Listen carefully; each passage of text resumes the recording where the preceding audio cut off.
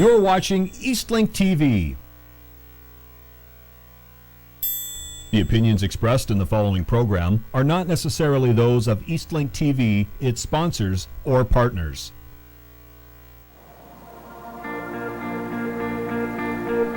Nova Scotia's Bay of Fundy coastline. A journey through time on one of the world's most famous waterways. From the tip of remote Digby Neck to the never-ending mudflats of Cobequid Bay, the coastlines here have it all.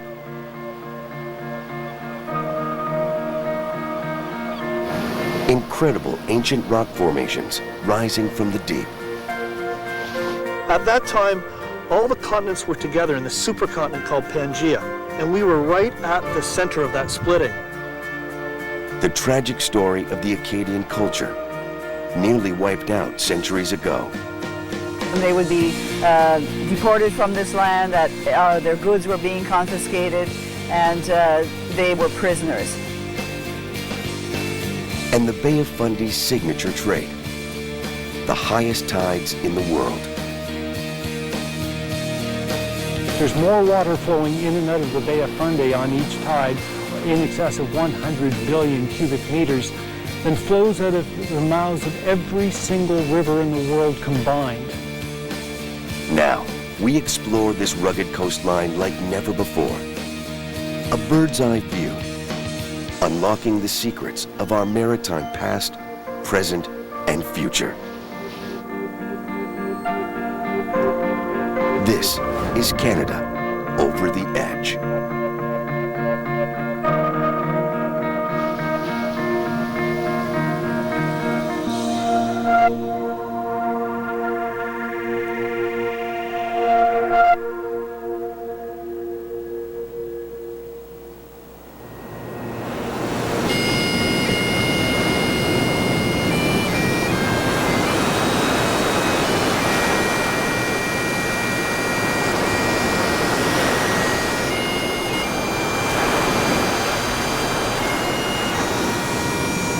High above the remote western coastline of Nova Scotia, white-capped swells greet us on approach to the world-famous Bay of Fundy coast.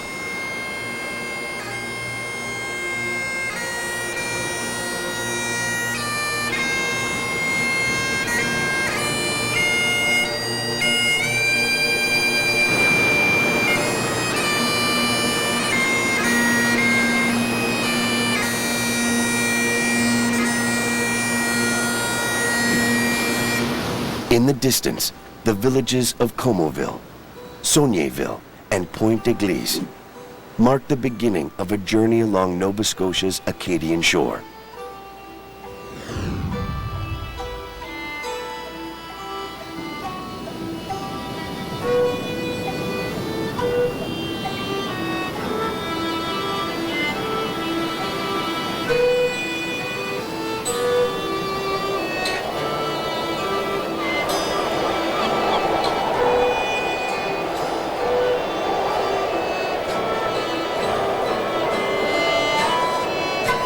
These villages in the heart of Acadie were land grants from the King of France to settlers in the 18th century.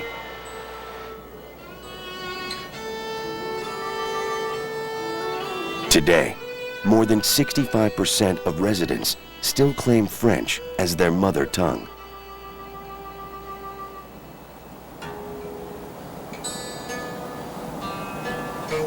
Église Sainte-Marie, the tallest wooden structure in North America.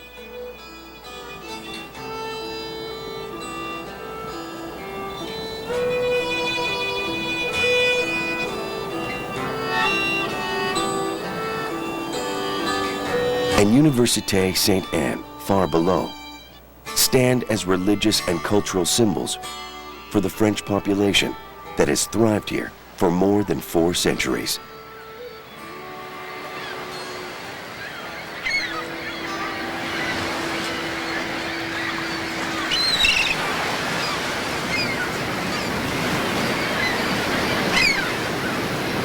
heading northwest, barely skimming the surface. These spectacular gravel beaches are a trademark of this region.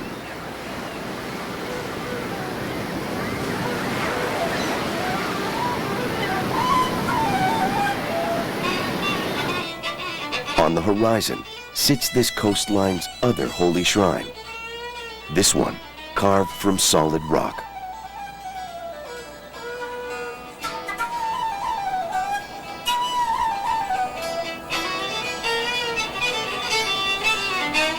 Église Saint Bernard began construction a century ago by local residents moving load after load of granite by train and ox cart.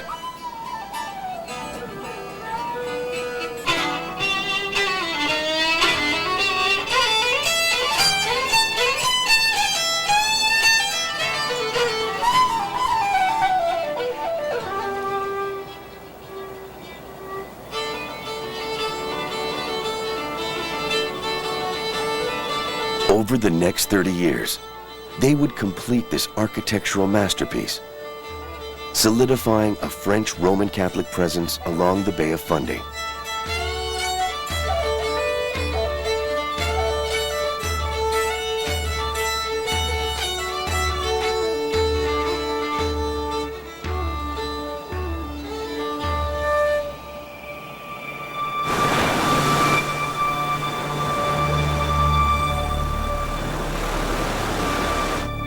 Offshore, this narrow strip of land, Long Island, is the northwest maritime boundary of the province. Here, jagged cliff faces stretch for miles.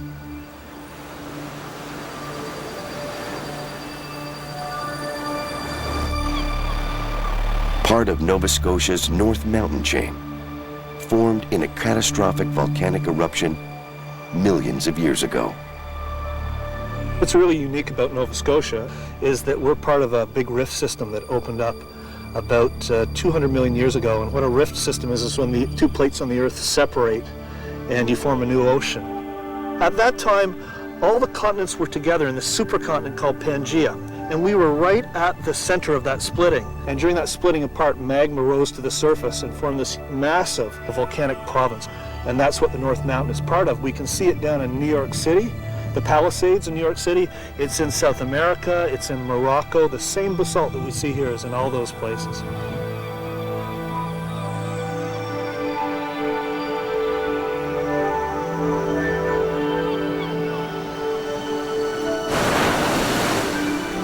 Now, millions of years later, the coastline draws visitors from around the world. Many come to the Long Island coast to see one of this region's great stone marvels, the Balancing Rock. Well, Nova Scotia is very unique geologically. We're on the edge of many things, and that's through geological time. Well, the Balancing Rock, it's one of the more unique features, if not the most unique feature in Nova Scotia, mainly because it attracts every kind of person to it.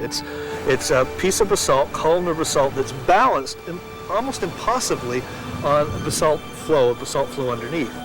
And so when one looks at it, one immediately questions, why is it there?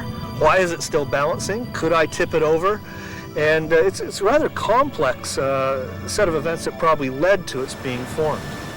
Columns of basalt, as they get eroded, tend to topple over, and yet it stands tall and in a very sort of unusual angle too.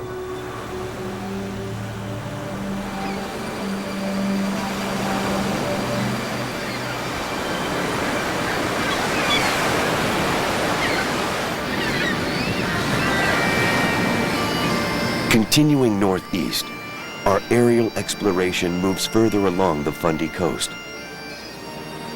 exploring countless geological wonders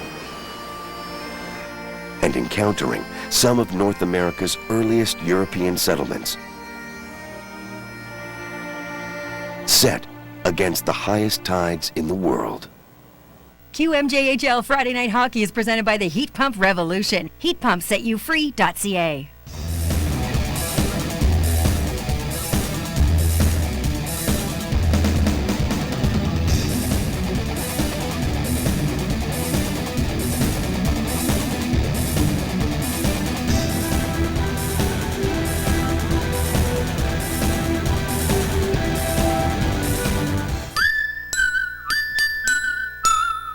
My choices affect how much Canadians pay for their medications. My work impacts how long people have to wait to see their family doctor. The decisions I make lay the foundation for a healthier Canada. Get the information you need to make better healthcare decisions. healthcouncilcanada.ca. Every year I have staff calling in sick with cancer. I always think most of us would take something, then suck it up and get back to the office. But not the cancer people. They have all-day doctor's appointments, all-day treatments. They're fine for 6 months, then they're not fine. I have to wonder, is this some sort of made-up illness for when they don't feel like working?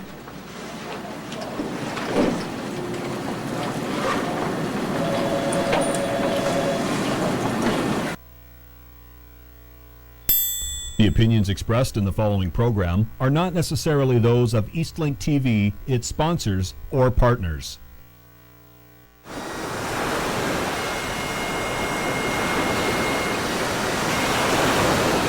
Continuing northeast, Nova Scotia's Long Island stretches 15 kilometers out to sea.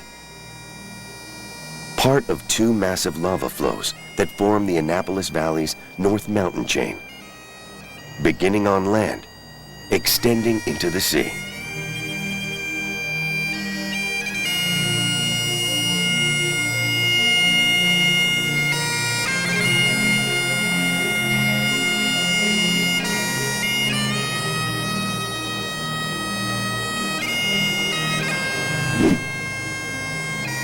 At the village of Tiverton, Long Island meets Digby Neck. A narrow 20-kilometer-long peninsula. Here, a small ferry connects the 2 points of land over a waterway known as Petit Passage.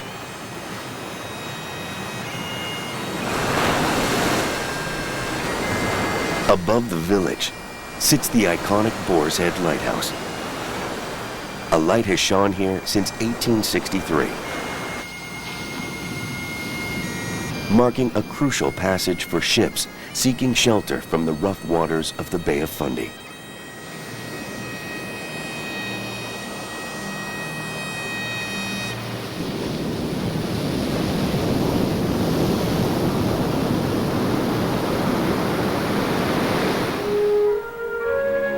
Beyond Digby Neck and back on shore, this is the town after which the neck is named.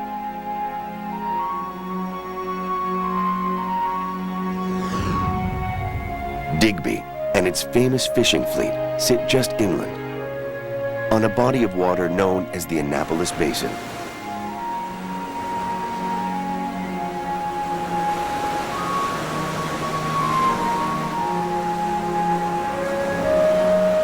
This is the base of operations for a scallop fishery that is known from the United States to Hong Kong, an industry worth more than $100 million a year.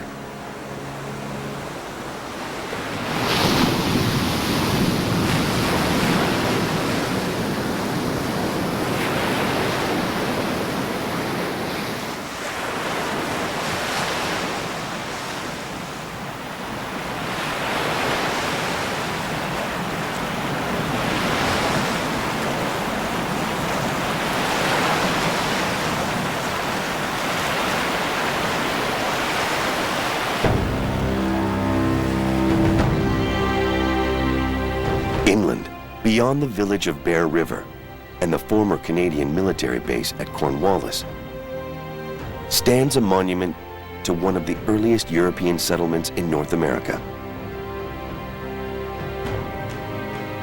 Samuel de Champlain and Pierre de Monts named this area Port Royal in 1605, declaring the region and its beauty fit for the King of France, and the waterway suitable for hundreds of his ships of war.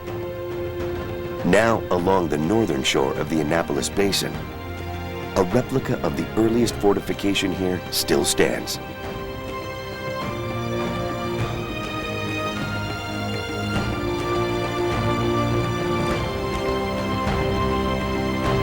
The habitation was a meeting place for French settlers who had spent a disastrous winter on the unsheltered island of St. Croix the previous year.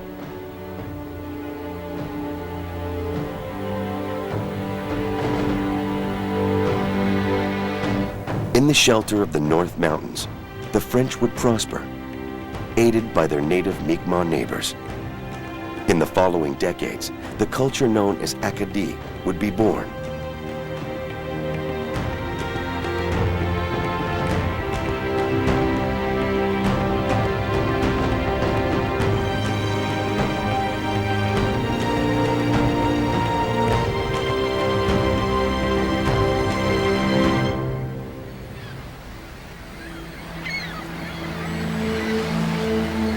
All along this coastline, symbols of the early Acadian settlers are everywhere.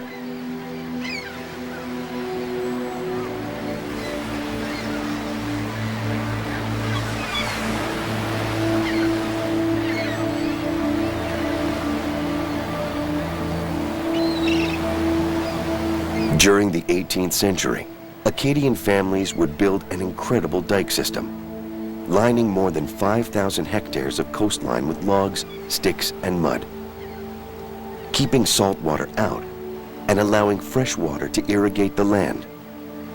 Today, these lands continue to be some of the province's most fertile, an Acadian legacy, harnessing the power of the sea.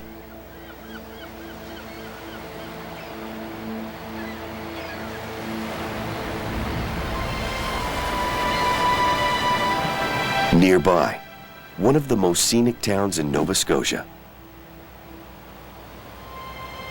When the English conquered Acadia in 1710, Port Royal became known as Annapolis Royal, and it would serve as the capital of Nova Scotia until the founding of Halifax decades later.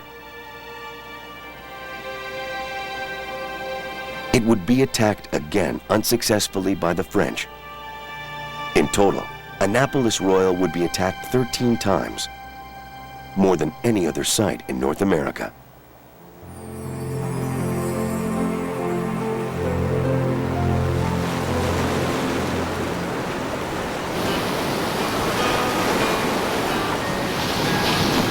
Continuing northeast, our aerial survey explores stormy seas with dangerous and deadly swells, along scenic villages and remote cliff faces. And from high above, Cape Split, one of the world's great maritime geological monuments.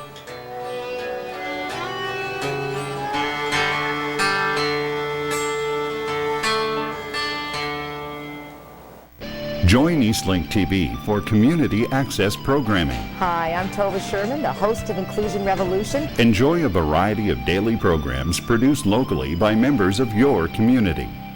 Airtime for community access programming is provided as a free service on Eastlink TV. If you have a program that you've produced and would like to air, please contact Eastlink TV for production guidelines and more information.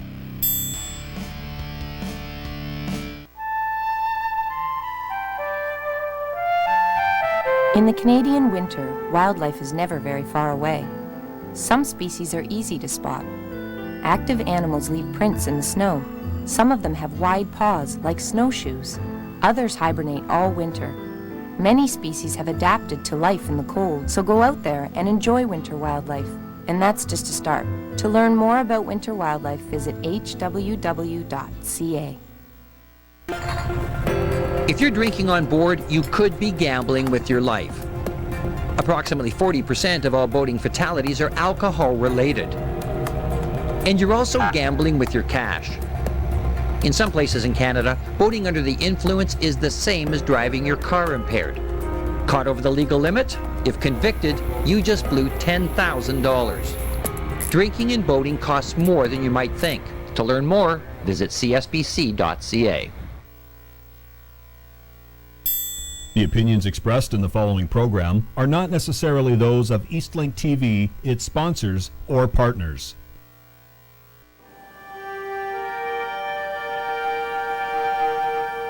From the Acadian villages of Nova Scotia's western shore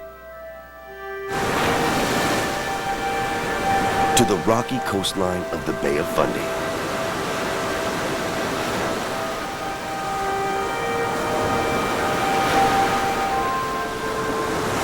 Now, this aerial journey continues along one of the world's most famous waterways, exploring the storm surges and crashing waves that have shaped this coastline over millions of years. In the distance, a port in the storm, the tiny hamlet of Port George.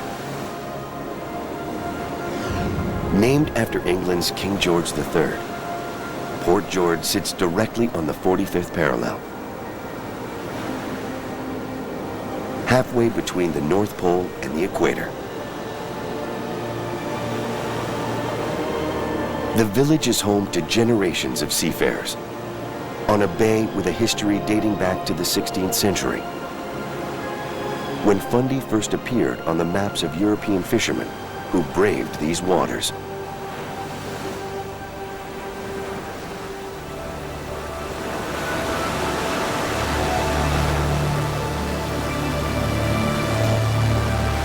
Continuing northeast, the contours of the coast lead higher and higher into fabulous steep cliff faces.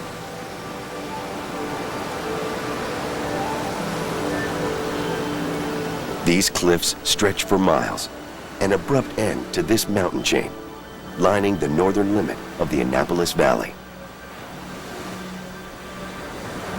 With limited access from land and sea, it's a rare glimpse at one of Nova Scotia's natural wonders.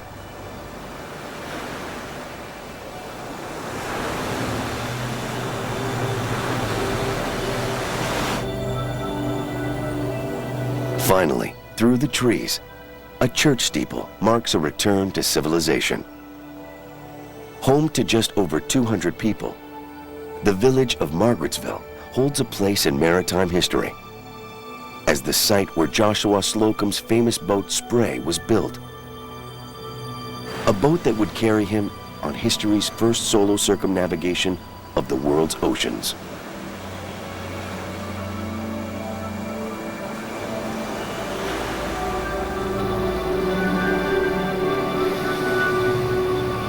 Heading inland at the picturesque village of Halls Harbor, the rustic wharf and colorful buildings lead to the peak of the North Mountain chain and the steep valley below.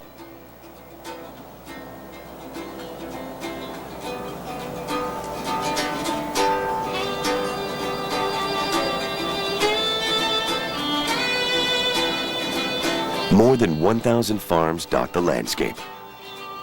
Fertile lands fed by the rushing tidal waters and winding rivers and streams.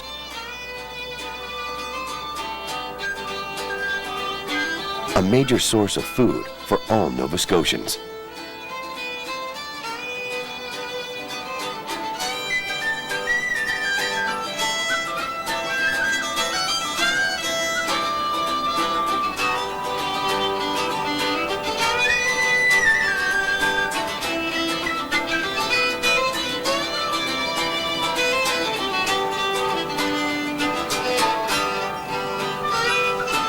Next, the Bay of Fundy at low tide.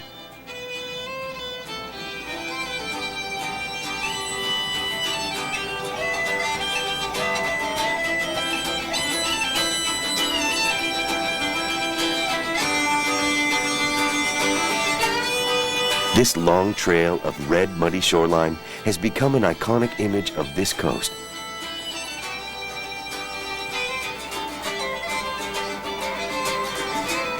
Drawing visitors from around the world.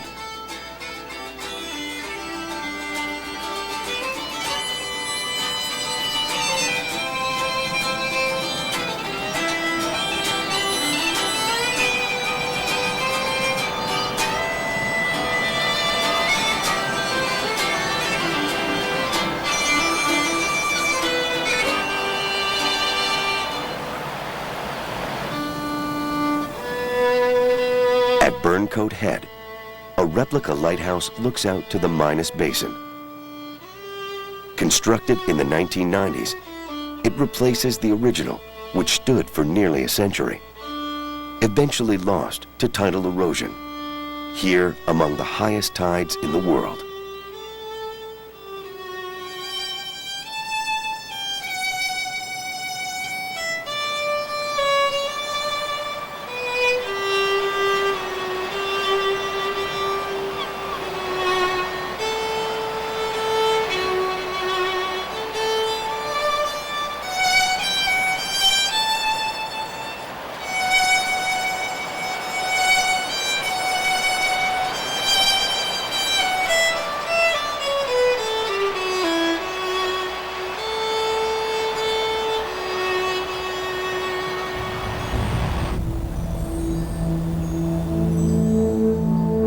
Finally, 7 kilometers offshore, and more than 100 kilometers from its point of origin in Digby Neck, the other extremity of Nova Scotia's North Mountain chain comes into view.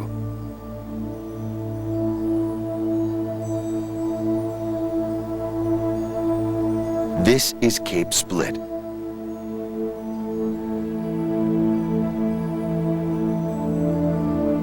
A mountain of ancient lava flows rising majestically from the sea.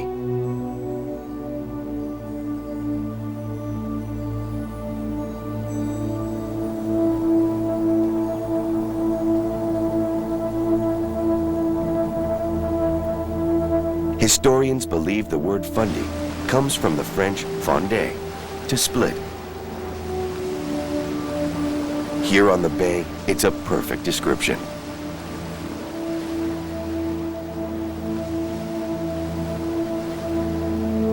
With cliffs more than 200 feet tall, old forest, rare plant species, and some of the best hiking trails in the region. Cape Split has become a pilgrimage for many Nova Scotians.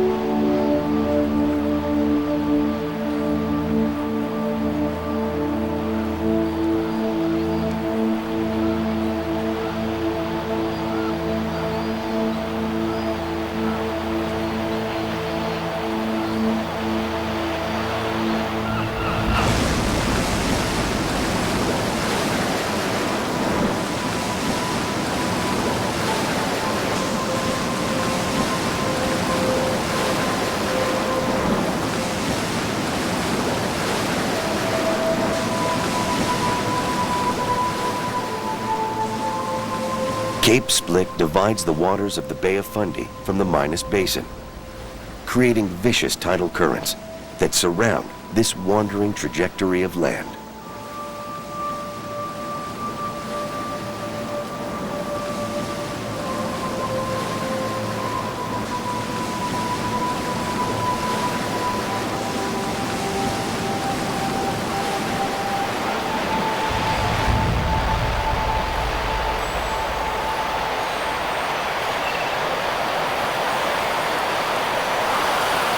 Beyond Cape Split, our aerial survey continues in search of even greater monuments on Nova Scotia's secluded North Shore.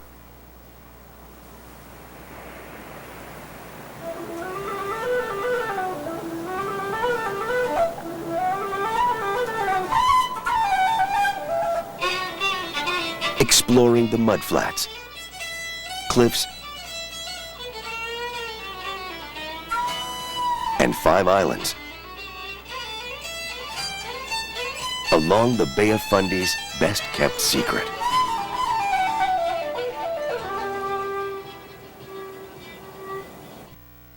Canadian Tire is a proud sponsor of Fishing with Friends.